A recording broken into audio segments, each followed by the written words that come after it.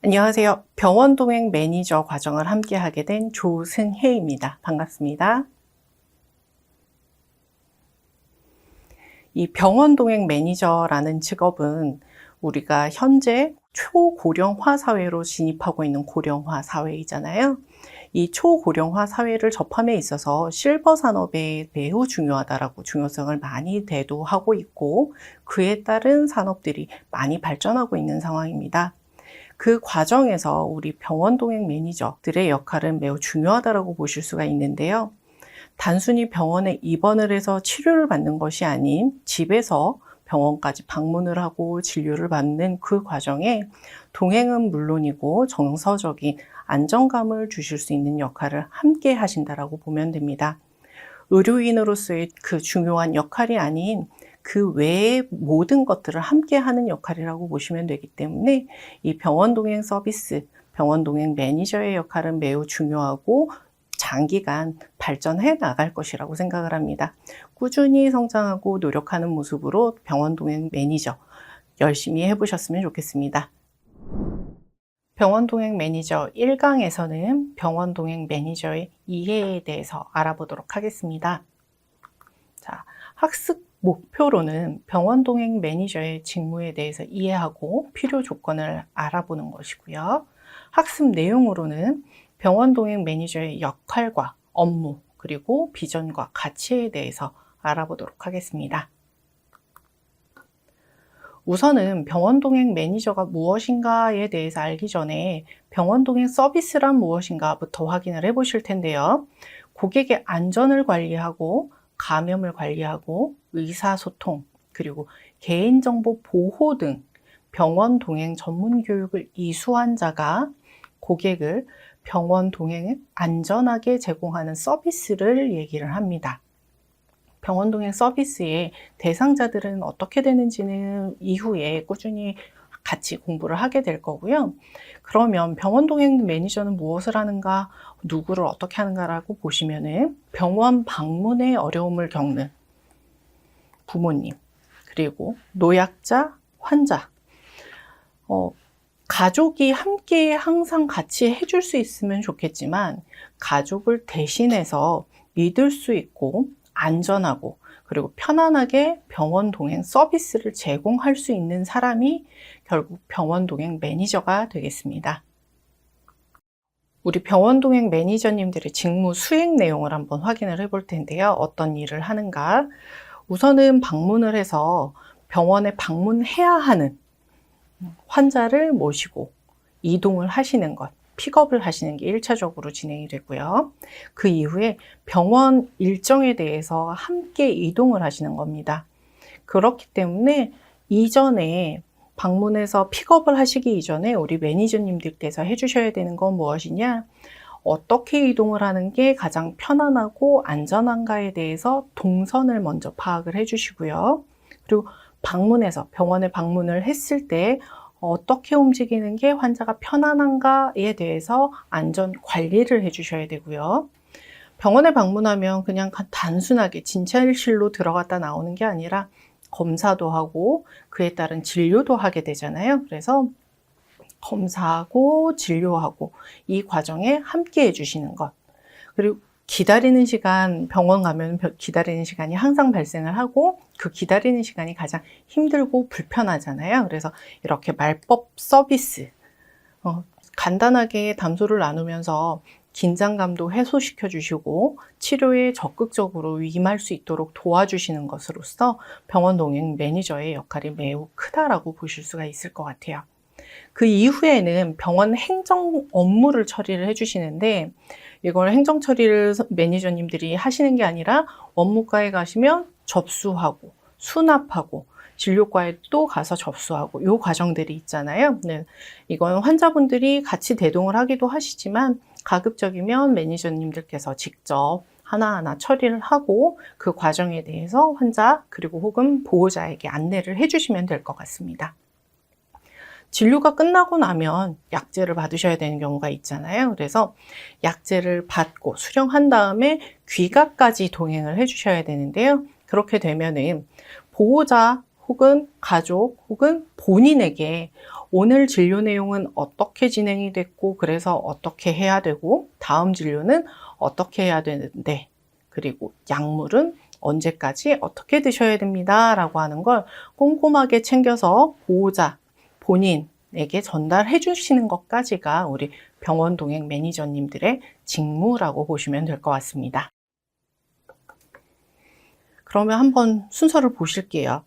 신청을 받아야 되고, 이 신청이란 무엇이냐? 병원 동행 매니저 서비스를 받겠다라고 하는 신청인데, 환자 본인이 하실 수도 있고요. 배우자나 가족, 혹은 뭐 같이 거주하고 있는 가족이 없어서 친구나 이웃 등을 통해서 신청을 하게 되고요.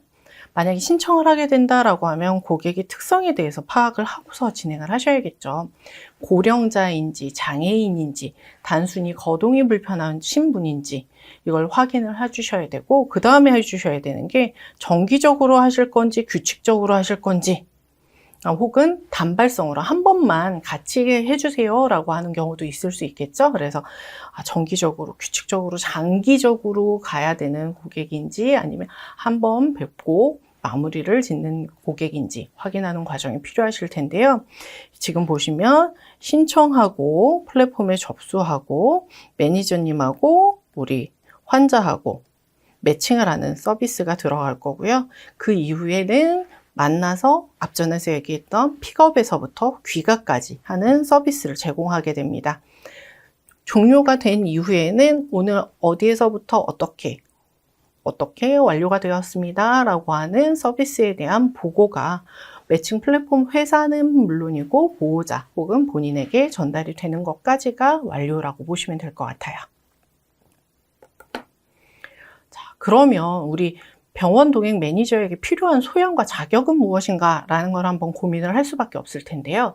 기본적으로 필요한 소양을 한번 볼게요. 책임감, 인성, 봉사정신, 이런 것들을 갖고 있는 가장 대표적인 직종이 간호사나 의료인이잖아요. 의료인 중에서도 간호사, 간호조무사, 사회복지사, 요양보호사, 이런 자격을 갖고 계시는 분들 혹은 경험을 갖고 계시는 분들이 매우 좋겠지만 필수는 아니라는 것. 아무래도 상황 대처 능력이 조금 더 높고, 그리고 환자분들을 좀 더 많이 대해 보셨기 때문에 조금 더 능숙하실 수는 있겠지만 필수는 아니기 때문에 누구라도 병원 동행 매니저는 접근하실 수 있고 그 서비스를 제공하실 수 있습니다. 그 외에 가장 중요한 것들은 오히려 그 하단에 있습니다. 기본 예절, 교양, 에티켓, 그리고 공감 능력, 의사소통 능력.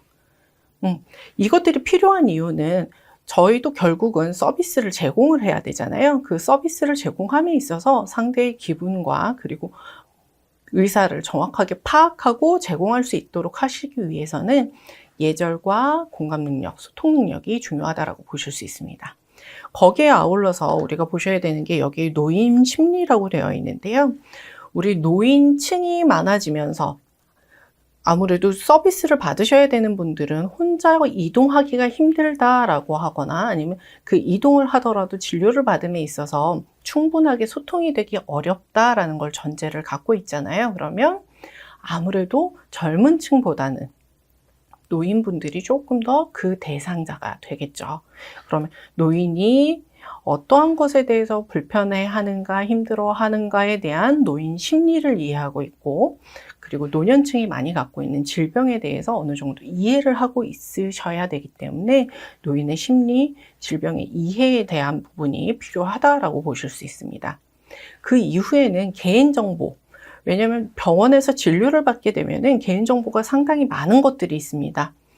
뭐 개인적으로는 주민등록번호도 있을 수 있고요. 연락처, 주소 뿐만이 아니라 진료에 대한 질병을 어떤 걸 갖고 있고 어떤 진료를 받았다라고 하는 정보 또한 개인정보가 해당하기 때문에 가장 접근하기가 쉬운 분들이 우리 병원 동행 매니저님들이세요. 근데 이걸 어디에다 활용하는 것이 아닌 보호하고 유지할 수 있도록 해주시는 게 그 중요한 역할이기도 하고요. 그리고 앞전에서 말씀드린 노인에 대해서 충분히 관리를 하고 서비스를 제공해야 되는 대상자로 보셔야 되기 때문에 노인 인권과 학대 등에 대해서 충분히 이해를 하고 알고 계신 상태에서 서비스를 제공하시는 게 매우 중요하다고 보실 수 있습니다.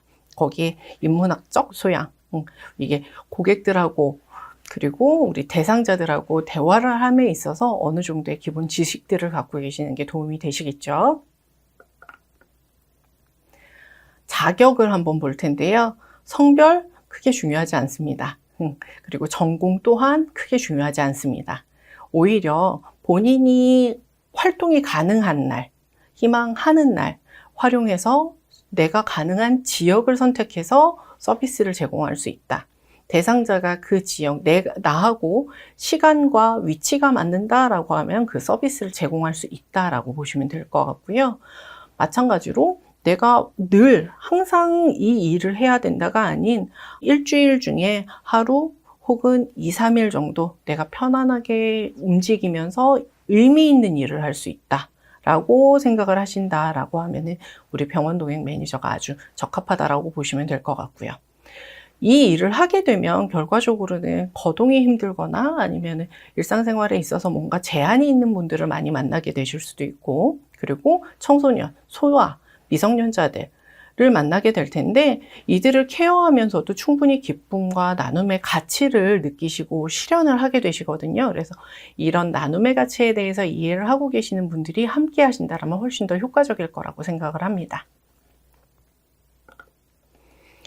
그러면 우리 병원 동행 매니저는 어떤 사명을 가지고서 일을 해야 되는가라고 보시면은요, 고객의 안전과 편안함을 우선으로 생각을 해주시는 게 좋죠. 그렇다고 해서 내가 너무 힘들고 불편하게 업무를 보시라는 게 아니라 안전하고 편안함을 최우선으로 하시되 함께 한다라는 가치 안에서는 같이 이동하고 같이 행동하고 생각을 하고 소통을 하는 과정에서는 서로 편안할 수 있는 게 가장 중요하죠. 그렇기 때문에 안전과 편안함을 중요하게 생각을 해주셔야 되고요. 그 다음에는 의사소통인데요. 환자와 보호자와의 소통도 있고요. 그리고 환자와 의료진하고의 소통이 있습니다.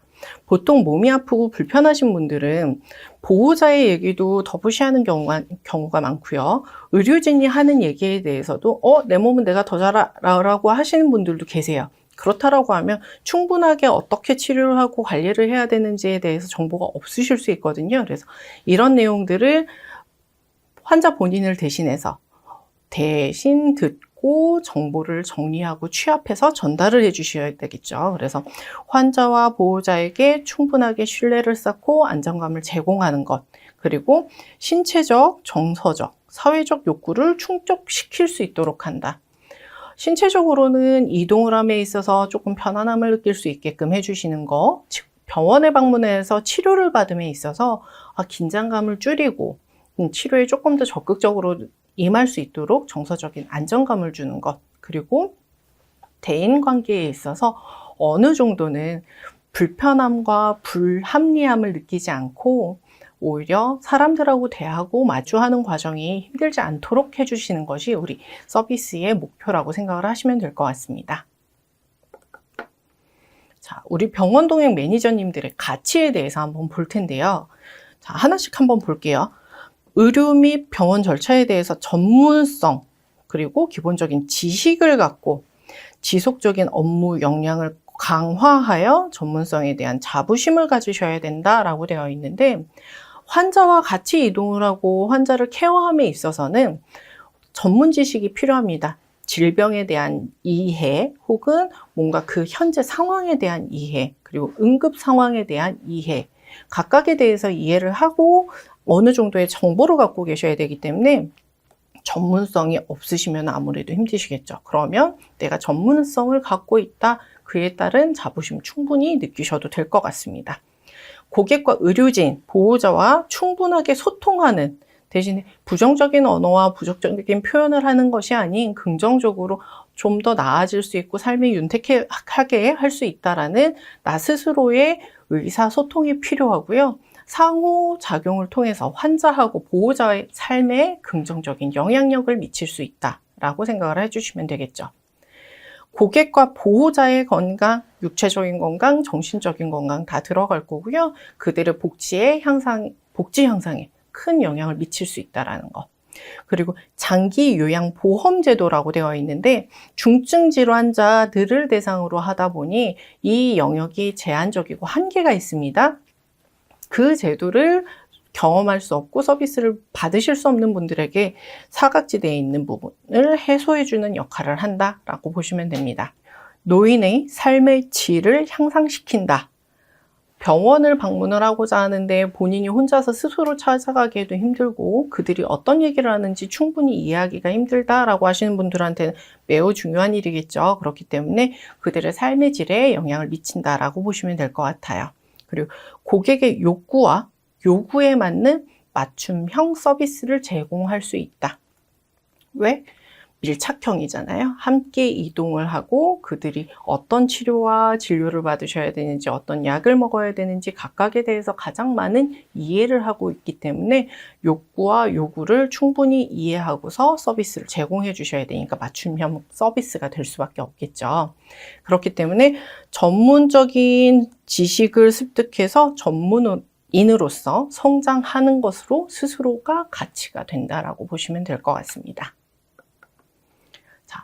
서비스를 제공할 때 조심해야 되는 것들이 있습니다. 유의사항입니다. 고객의 상태가 어떠한지 서비스의 내용에 대해서 정확히 전달을 해주셔야 되는데 본인은 물론, 대상자는 물론 보호자에게도 전달을 해주셔야겠죠. 그 이후에는 의료진과 업무 협조를 해주셔야 되는데 어떤 진료를 받아야 되는지, 어떤 검사를 받아야 되는지, 이후에 어떤 경로로 이동해야 되는지 등에 대해서 충분하게 협조를 얻고 구하고 내용을 소통을 하실 수 있어야 돼요.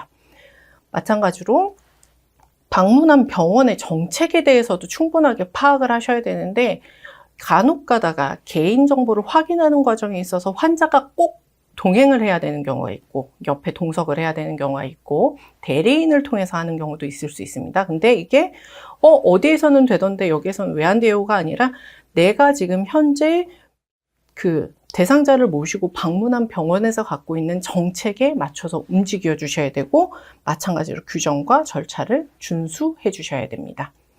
개인정보보호법은 당연히 준수해 주셔야 되는 거고요. 그렇기 때문에 개인정보를 무단으로 공유하거나 유출되지 않도록 신경을 써주셔야 됩니다. 고객들에게는 문화적 배경, 신체적 제약, 그리고 감정적인 지원이 필요한데 문화적 배경 우리하고는 크게 상관이 없습니다. 그에 따른 선입견이나 고정관념을 갖지 않고 대해 주셔야 되고요. 신체적인 제약이 있기 때문에 내가 더 우위에 있다 혹은 강자다라는 생각 당연히 안 되시고요. 그리고 이들에게 필요한 거는 감정적인 지원이라는 것 잊지 않으셔야 됩니다. 그리고 중요한 것, 우리 병원 동행 매니저님들 스스로의 건강 챙기셔야 되고요. 스트레스 관리 꾸준히 해주셔야 됩니다. 지속적으로 성장을 해주셔야겠죠. 왜냐하면 질병이나 아니면 응대하는 모든 과정들이 계속 변화합니다. 그래서 지속적이고 전문적인 교육, 학습을 통해서 스스로 발전하고 역량을 강화시켜 주셔야 됩니다. 내가 어느 질병에 대해서는 충분히 이해를 하고 그 환자들은 케어할 수 있어 라고 해서 그 한정적인 환자들만 동행을 하실 게 아니잖아요. 그래서 꾸준히 업무를 확장을 해가고 그들에 대해서 응급 상황, 돌발 상황 각각 바로 즉각적으로 대응을 하시려면은 꾸준히 변화되는 모든 내용들을 습득하고 이해를 하실 수 있도록 노력을 해주시는 게 중요합니다. 자, 오늘 내용 정리를 할게요. 병원 동행 매니저란 무엇인가? 병원 동행 서비스를 제공하는 자, 그리고 그들은 전문 지식을 갖고 있어야 한다 라고 말씀을 드렸습니다. 비전과 필요한 소양에 대해서 파악을 했는데 중요한 것이 무엇이라고요? 의료 지식을 충분히 갖춘 전문가들이 아닌 내가 충분히 나눔과 실천의 가치를 나눌 수 있는 그런 마음을 갖고 계시는 분들, 기본적인 예절과 그리고 의사소통이 충분히 할 수 있는 공감 능력을 가지신 분이면 충분히 가능하다라고 말씀을 드렸고요. 병원에 방문을 했을 때 그들과 소통할 수 있는 능력, 그리고 보호자와 환자가 소통하는 데 있어서 내가 도와줄 수 있는 능력이 중요하다라고 말씀드렸습니다. 업무에서의 유의사항은요, 같이 해야 되는 것들이 많잖아요. 그렇죠? 그렇기 때문에 환자의 개인정보가 유출되지 않도록 신경을 써줘야 된다는 것과 이게 가장 중요하고요. 그리고 방문한 병원에서 갖고 있는 규율과 규칙 명확하게 지켜주셔야 되는 것. 그리고 가장 최종적으로 나의 건강과 정신 건강을 지켜야 되고, 그리고 늘 항상 새로운 것들을 습득을 하고 상황과 현상에 대해서 이해할 수 있도록 공부를 해 주셔야 되는 것. 여기까지가 업무에서의 유의사항이라고 보시면 되겠습니다. 네. 우리 1강 이 시간 여기에서 마치도록 하겠습니다. 수고하셨습니다.